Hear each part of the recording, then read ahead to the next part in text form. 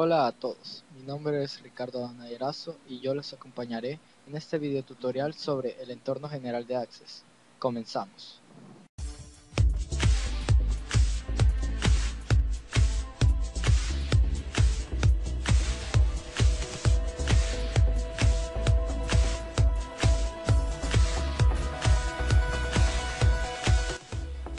Bueno, primero para comenzar este tutorial les diré qué es Microsoft Access. Es un sistema de gestión de base de datos incluidos en el paquete de programas de Microsoft Office. Es igualmente un gestor de datos que recopila información relativa a un asunto o propósito particular, con el seguimiento de pedidos de clientes. Está pensado en recopilar datos de otras utilidades, es decir, Excel, SharePoint, PowerPoint, Office, entre otros. Seguidamente con este tutorial les enseñaré cómo crear una base de datos en blanco. Primero deberemos ejecutar Microsoft Access 2010 o la versión que ustedes tengan. Luego seleccionaremos la opción de base de datos en blanco y le daremos en el botón crear. Una vez creada nuestra base de datos nos vendrá por defecto el sistema de tabla que viene en Microsoft Excel. Esto es para darle una mejor interfaz de manejo de datos. Una vez creada nuestra tabla, deberemos de darle en guardar y yo le pondré de nombre prueba. ¿Por qué? Se preguntarán, ¿por qué guardar? ¿Qué tiene de beneficioso esto? Bueno, por cualquier inconveniente o evento inesperado, no queremos que se arruine nuestra base de datos. Y también nos servirá para poder pasar a la vista de diseño, que será una mejor interfaz de usuario. En vista de diseño podemos programar los nombres de los campos que queremos asignar. Por ejemplo, dejaré ID, que tiene por defecto la autonumeración, que es la primera campo de Microsoft Access, y crearé otro con el campo nombre y un tipo de dato llamado texto. Se preguntarán, ¿qué es esto de tipo de datos? Es la programación que se le puede dar a un campo para que reciban textos, un memorando, número, fecha, hora, moneda, autoenumeración, sí o no, objeto OLE, hipervínculo, datos adjuntos y calculado. También para asistente de búsqueda. Esto nos servirá para cualquier necesidad que el usuario necesite en su base de datos. Una vez seleccionado el tipo de datos que queremos en nuestro campo, podremos bajar a las propiedades de la tabla, es decir, que podemos programar nuestro campo. Por ejemplo, el tipo de tamaño de caracteres que necesitamos en nuestra tabla. Por ejemplo, para un nombre completo unos 20 caracteres, digo yo.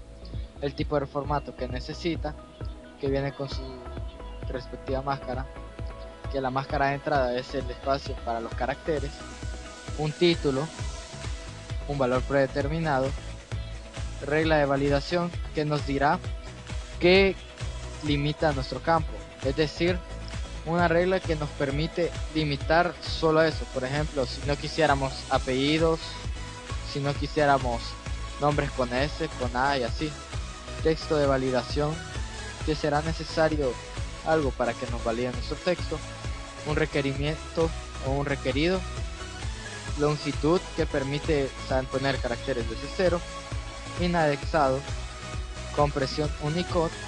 Modo IME, modo oración IME, etiquetas inteligentes, también alineación del texto. Y ahora pasaremos a la formación de un memorando.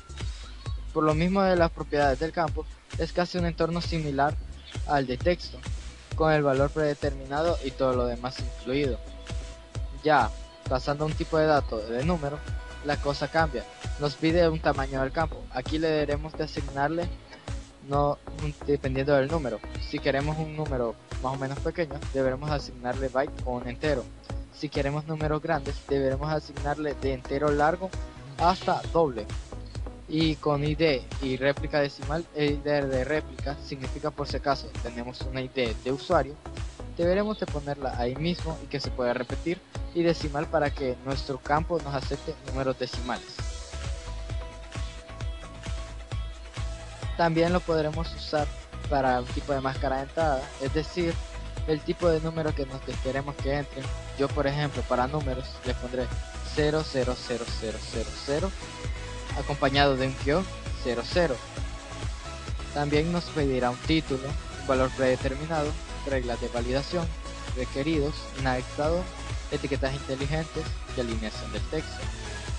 Una vez que hagamos los ajustes necesarios, deberemos de darle en guardar y nos guiaremos a vista diseño o vista de hoja de datos, como queramos llamarlo.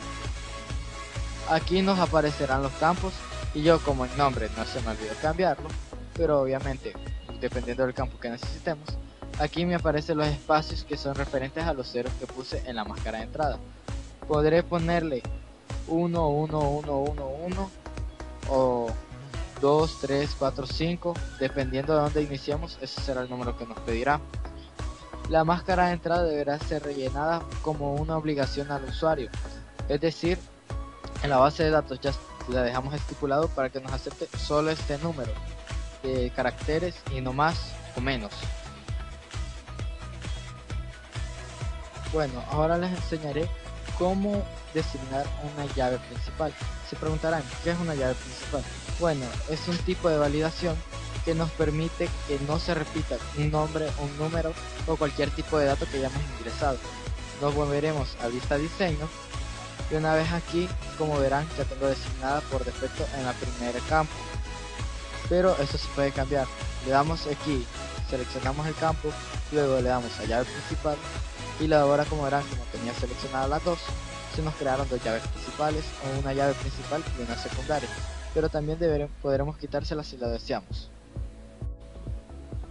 La llave principal nos da ciertos beneficios a la hora de programar, además de solo darnos una referencia de cómo queremos nuestro campo, también nos da, como ya les había dicho anteriormente, la opción de eliminar datos que no sean repetidos. También nos deja poder verificar de que no haya datos repetidos en cualquier campo, es decir, si nosotros queremos saber, hagámosle el papel de un jefe, ustedes quieren saber si nuestro empleado ha estado llenando datos solo por llenar, le damos clic sobre el campo, le asignamos la llave principal y si solo ha dado copy paste y nos ha escrito datos que no deberían de ser y que son repetitivos, esta llave nos indicará de que lo ha hecho. Bueno, hasta aquí llega el tutorial de Access, espero que lo hayan disfrutado. Sigan en contacto para más tutoriales.